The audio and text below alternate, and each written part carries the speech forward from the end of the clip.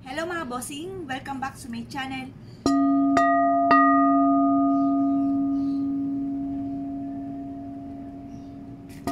Kayo po ba mga bossing ko ay isa sa mga lagi na lamang namumblema tungkol sa usapin ng pera? Bagamat kayo ay napakasipag na tao at talagang namang nirakit nyo na lahat. Isang malaking question mark nga po yan kung ganyan po ang inyo pong sistema.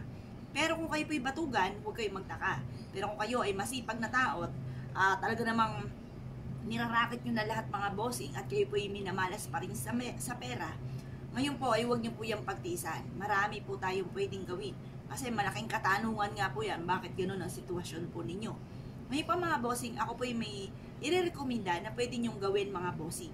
Lalo-lalo na kung matitindi ang mga pagsubok nyong pinagdadaanan.